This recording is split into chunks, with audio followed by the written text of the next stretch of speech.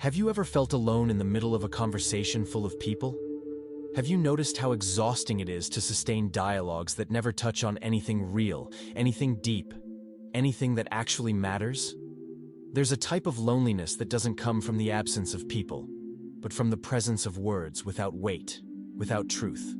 Your mind operates on a frequency that the world doesn't tune into, and that weighs on you in a way you can't explain without sounding dramatic. The world revolves around quick stimuli and emotions that last as long as a story. People consume information like they're swiping across a screen. They discard what requires effort. And there you are processing every detail, every silence.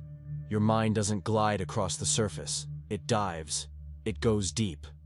And that puts you in a strange place, because you're not dealing with anxiety, you're dealing with awareness, with the raw perception that most things have no substance whatsoever. Overthinking isn't anxiety, it's awareness.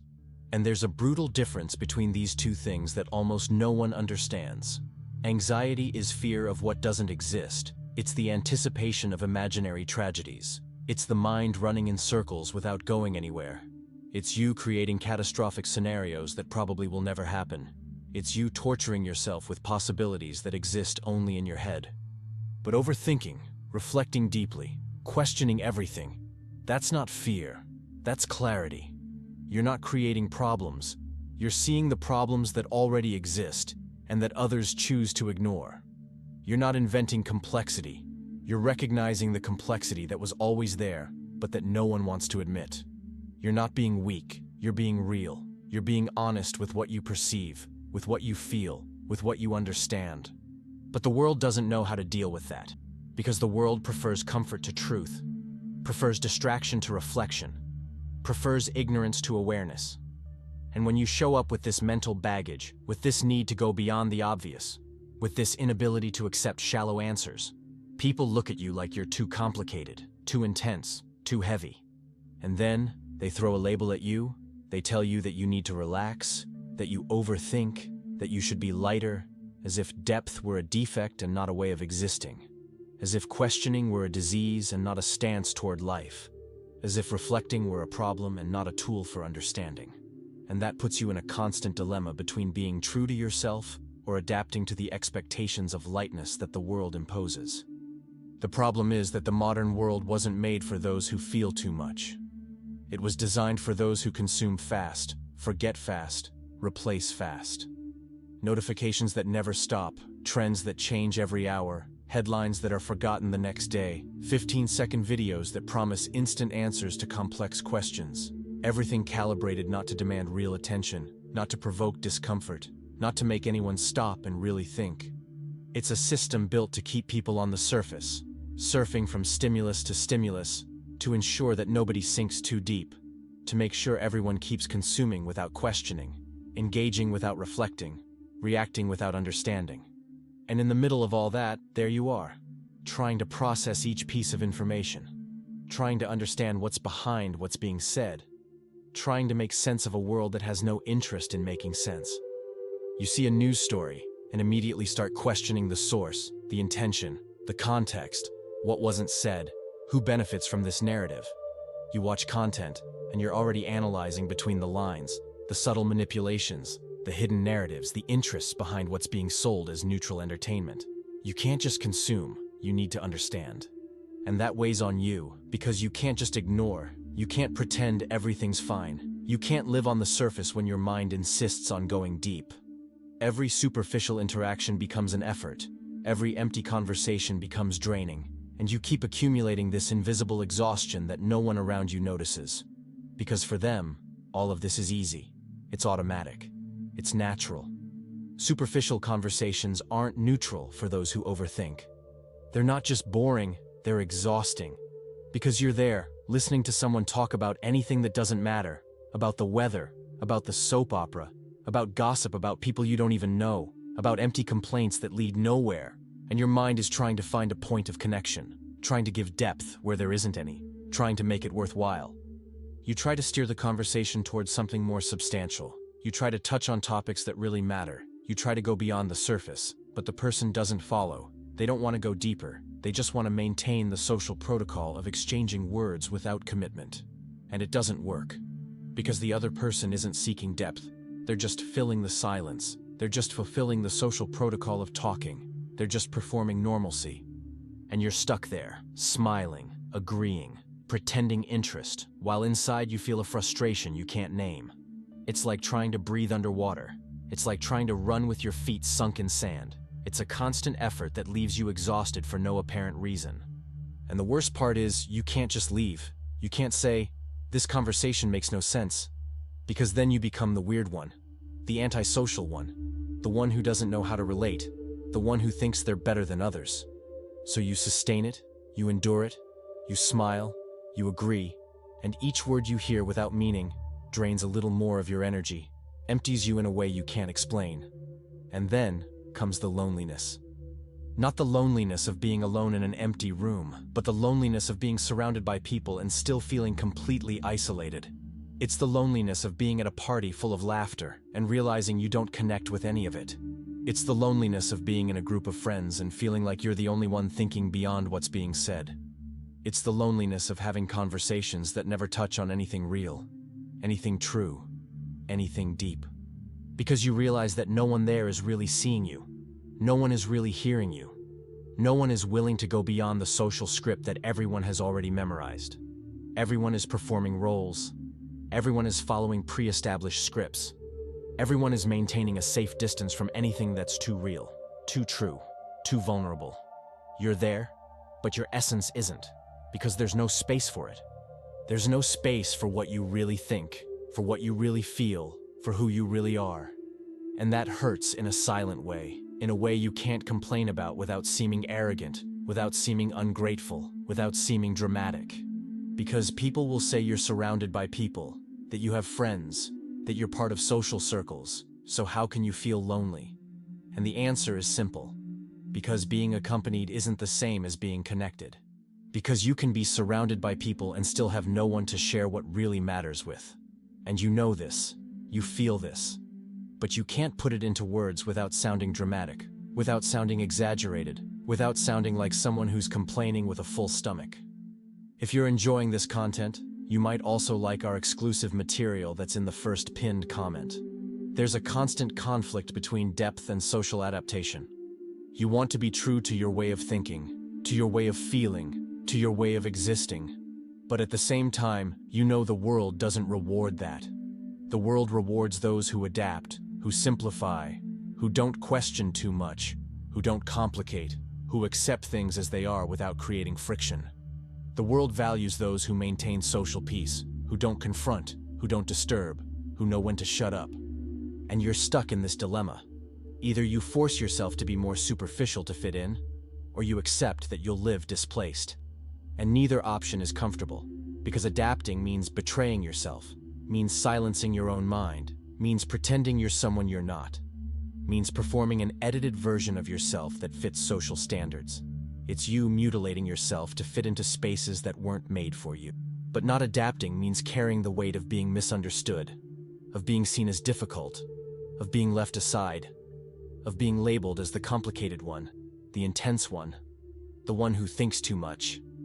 And you keep testing both sides. Sometimes you try to fit in, force smiles in empty conversations, fake interest in topics that don't matter, but you always come home feeling exhausted and fake.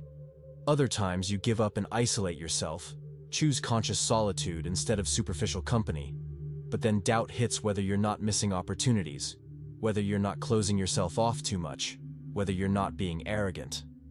And you never find a balance that really works, because the perfect balance doesn't exist when you're trying to fit depth into a shallow world. Feeling too much becomes an invisible burden. You absorb the environment, absorb the emotions of the people around you, absorb the unspoken conflicts, absorb the tensions no one mentions. You enter a place and immediately pick up the vibe, the energy, the power dynamics, the silent resentments, the unverbalized frustrations. And all of this stays inside you, accumulating, creating a weight you carry alone. Because no one sees this, no one knows you're feeling what wasn't even verbalized. People think you're fine, that you're dealing, that you're calm, and you're there, internally overloaded with everything you picked up without wanting to. It's like being an antenna that picks up frequencies no one else tunes into. You feel the sadness disguised as a smile. You feel the anger masked as politeness. You feel the despair hidden behind jokes. And you didn't ask to feel this. You didn't choose to be so permeable. But your mind works this way. It reads between the lines. It perceives subtleties. It picks up what wasn't said. And the worst part is you can't just turn it off. You can't just stop perceiving. You can't just ignore it. Your sensitivity is part of who you are. It's something woven into your way of existing. And as much as you sometimes wish to be more impermeable, more shielded, more indifferent, you can't. You try to protect yourself, try to create barriers, try to disconnect, but deep down, you know that goes against your nature. And then comes isolation, not as an arrogant choice, not as superiority, but as a defense mechanism, as a vital necessity. You realize that being around superficial people drains you, that sustaining empty conversations exhausts you, that faking interest tires you, that performing normalcy consumes you from the inside. So you start to pull away, not because you despise others, not because you think you're better, not because you don't value human connections, but because you need to protect your own mind, because you need to preserve the minimum sanity you have left. You need space to process everything you absorbed, to reorganize the thoughts that accumulated, to breathe away from the constant noise of stimuli without substance. It's a matter of emotional survival, not arrogance. It's you recognizing your limits, respecting your needs, taking care of your mental health. And people interpret this as rejection, as coldness, as arrogance, as if you think you're better than them. They don't understand that you're not running from them. You're running from the exhaustion that comes from interactions that don't nourish, that don't build, that don't add anything beyond fatigue. But it's not about that. It's about emotional survival. It's about preserving the minimum energy you still have. It's about not losing yourself completely in a world that doesn't understand how you work, that doesn't respect your boundaries, that doesn't value your depth. Seeing layers that others ignore has a price. You notice contradictions, no one questions. You see inconsistencies everyone accepts as normal. You feel voids no one fills because no one even admits they exist. You watch an advertisement and see the manipulation behind it. You hear a political speech and identify the fallacies. You participate in a conversation and notice everything that's not being said, everything that's being avoided, everything that's being masked. And this generates constant internal exhaustion, because you're always processing information that others simply discard without analysis. You can't accept things at face value. You can't just swallow ready-made narratives. You need to understand what's behind it, what wasn't said, what's implicit, what interests are at play, what agendas are being pushed. And that puts you in a state of permanent alert, where nothing is simple, nothing is superficial. Everything has layers, everything has context, everything has implications that go beyond the obvious. And you get tired of it because sometimes you just wanted to turn off, you just wanted to accept things as they are, you just wanted to stop analyzing everything, you just wanted to have the naivety that others have. But your mind doesn't work that way. It doesn't allow you to simply accept without questioning. And you end up trapped in this cycle of constant perception that exhausts you, that leaves you mentally drained even when physically you haven't done anything. Explaining who you are becomes almost impossible, because you don't fit in quick answers. You don't fit in simple definitions. You don't fit in ready-made labels. You don't fit the format people expect when they ask questions about you.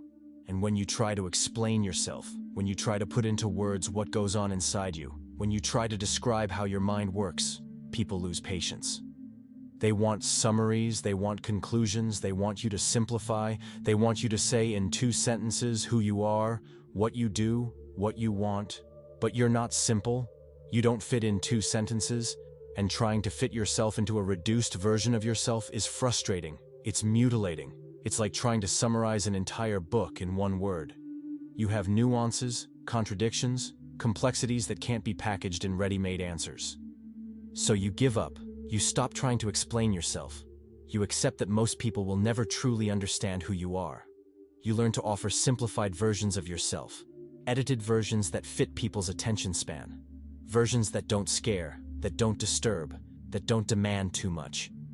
And this creates a distance, an invisible barrier between you and the world, because you know no one really knows you.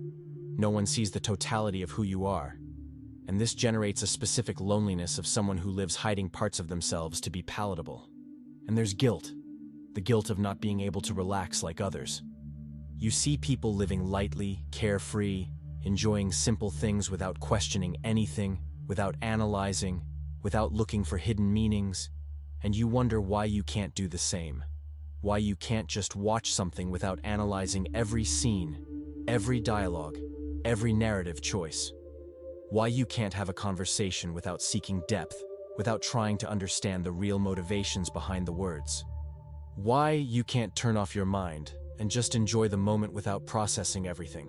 You see people laughing at shallow jokes, having fun with empty entertainment, satisfied with superficial interactions, and you feel a strange envy of this ability to live on the surface without missing anything deeper. And you blame yourself for it. You think there's something wrong with you. You feel you're wasting time being too intense when you should be lighter, more relaxed, more normal. You criticize yourself for not being able to be simple, for not being able to be satisfied with what satisfies most people, for not being able to turn off this constant need to understand, to question, to go beyond. But the truth is, you didn't choose to be this way, you simply are. Your mind was configured this way, and trying to force lightness when your nature is depth only makes you more exhausted, more frustrated, more lost. It's like trying to be right-handed when you're left-handed. It's forcing something that goes against what you naturally are. And this affects even the relationships that should be close. Because you want real connection, you want true intimacy, you want conversations that touch on what really matters. But the people around you, even those who love you, even those who are close, often can't go to that place. They can't sustain deep conversations for long, they get tired of questioning, they prefer to keep things light even when you're desperately trying to go deeper. And you feel lonely even within relationships, because there's a part of you that's never really shared, never really seen, never really understood. And you learn to accept superficial versions of connection, because it's the most that most people can offer. But inside, you know there's a void, a distance, a loneliness that persists even when you're not physically alone. Silence, for you, isn't escape. It's necessity.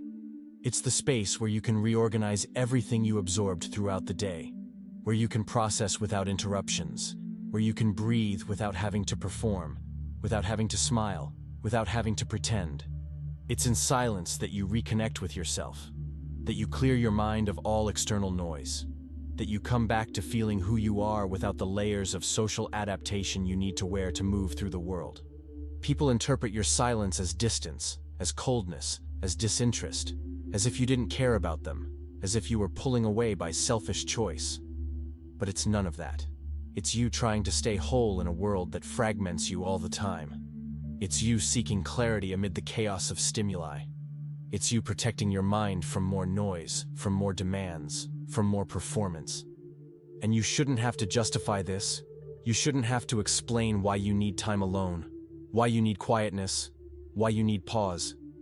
But the world demands constant presence, demands uninterrupted sociability, demands that you're always available, always accessible, always present. And when you withdraw, when you choose silence, when you opt for solitude, they judge you as antisocial, as problematic, as someone who's running from life. Living with a deep mind in a world that rewards superficiality is a constant clash of values. Because everything you value, everything that makes sense to you, everything that moves you, everything that feeds you intellectually and emotionally, is exactly what the world ignores, despises, or ridicules. Reflection isn't celebrated, it's seen as a waste of time. Questioning isn't welcome, it's seen as unnecessary problematization. Complexity isn't rewarded, it's seen as complication that slows down processes. What gets highlighted is what's easy, what's fast, what's consumable without effort, what doesn't require critical thinking, what keeps people comfortable in their bubbles. And you're there, knowing that what you have to offer doesn't fit this format, knowing that your way of thinking won't bring you social recognition, knowing you'll spend your whole life being seen as too complicated, too intense, too heavy. And this doesn't make you bitter, but it makes you aware of the brutal mismatch between who you are and what the world values. You're not competing for the same trophies others seek. You're not playing the same game. And that's why you're rarely seen, rarely recognized, rarely receive external validation for what really matters to you. Society has a specific way of dealing with those who think differently, with those who don't fit the established standards of normalcy. First, it labels you, puts you in boxes that make sense to the system, but don't make sense to who you really are. Then it offers you ready-made solutions, tells you to relax, not to think so much, to be lighter, as if depth were a disease that needs curing. And when you don't fit these solutions, when you keep being who you are despite the pressure to change, they marginalize you, leave you aside, treat you as if you were the problem, when in reality, you're just being honest with your own nature. The exhaustion of always living in internal alert is real. It's deep, it's constant. Your mind never rests, never stops processing, never stops analyzing, never stops questioning. You're constantly reflecting on what was said, interpreting what wasn't said, trying to understand the motivations behind actions, trying to make sense of patterns you perceive, but that no one else seems to notice. And this consumes energy, this drains, this leaves you tired in a way that sleep doesn't fix, that coffee doesn't chase away, that physical rest doesn't relieve. Because it's not physical fatigue, it's mental fatigue.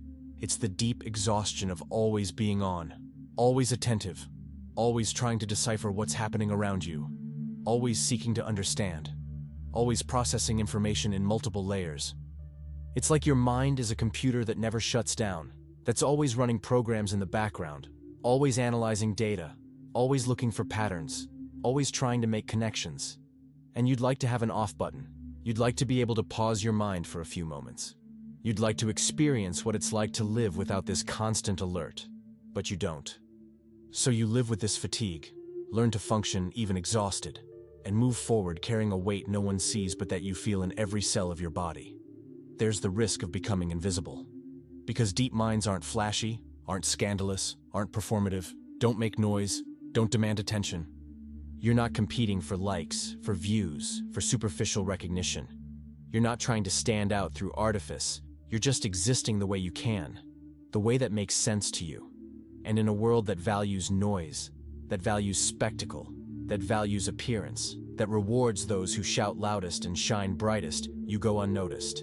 People don't see you, don't notice you, don't recognize you, because you're not performing to be seen. You're not making drama to get attention. You're not simplifying your complexity to fit viral formats. You're not selling an edited image of yourself. And you keep staying there, on the margins, observing everything, understanding everything, seeing patterns no one else sees, but without being seen yourself. And sometimes this bothers you deeply. Sometimes you'd like to be noticed, to be understood, to be valued for what you really are, and not for a performance you could create. But other times, you accept invisibility as a price you pay for not compromising, for not selling out, for not giving up your authenticity in exchange for empty recognition that doesn't nourish your soul. And there's something about this invisibility that's paradoxical. Because at the same time you feel invisible to the world, you also realize you're seeing things others don't see. You're picking up nuances, reading between lines, understanding dynamics that go completely unnoticed by most. So you live in this strange place where you're invisible but see everything, where no one sees you but you see everyone, where you're not noticed but notice absolutely everything. And this creates a specific loneliness, because you're always witnessing, always observing, always understanding, but rarely being understood in return. Overthinking isn't a mistake. It's not a flaw. It's not a defect. It's not something that needs to be fixed, medicated, or normalized. It's a responsibility. It's the responsibility of carrying clarity in a world that prefers illusion, that prefers comfort to truth, that prefers distraction to awareness. It's the responsibility of maintaining depth in a world that celebrates shallow, that rewards superficial, that values what's easy to consume and quick to forget. And this weighs, this tires, this puts you in a difficult, lonely, displaced place. But it also gives you something no one can take from you. The ability to see beyond the obvious, to feel beyond the superficial, to understand beyond what's being sold as truth. And the challenge isn't to stop thinking. It's not to try to become superficial. It's not to try to erase your depth to fit in shallow spaces. It's not to give up who you are. The challenge is to learn to carry this weight without destroying yourself, without drowning in what you perceive, without losing yourself in the loneliness that comes from seeing what others don't see. It's finding ways to exist deeply without drowning in your own depth. It's accepting that you'll live displaced, that you'll spend your life being misunderstood by most, that you'll rarely find people who truly see you. But that doesn't mean you're wrong, that you're defective, that you need to change. I know it's hard to hear this. I know part of you would like me to say it'll get easier, that one day you'll fit perfectly, that one day the world will finally understand you, that one day you'll find your place without effort. But it won't. The world will continue being fast, superficial, noisy, short-term focused, and you'll continue being slow, deep, silent, reflective. And the only way to survive this, the only way not to destroy yourself in this process, is accepting that you don't need to fit in to be valid, that you don't need to be understood by everyone to have value, that you don't need external approval to know there's something deeply right about your way of being. You don't need to become someone else to belong. You just need to learn to exist in your way, even if that means living on the edges, even if that means carrying a weight others will never see, even if that means accepting you'll always be a bit of a foreigner in the world you live in. I perfectly understand when you feel like no one truly gets you, when you feel like you're speaking a language no one around you understands. It's completely valid to feel this because it's real, because it's not paranoia, because it's not exaggeration. But it's not your defect. It's just a mismatch between who you are and how the world currently works. And while the world doesn't change, you need to find ways to stay whole, to protect your essence. You need to protect your mind from interactions that drain you. You need to choose carefully who you spend energy with. You need to accept that conscious solitude is infinitely better than empty company that empties you from within. I'm not saying this to make you anxious, but to wake you up to the fact that you're not wrong. You're not problematic. You don't need to fix yourself. You're just alive at a time that doesn't value what you have to offer. And that says more about the time than about you.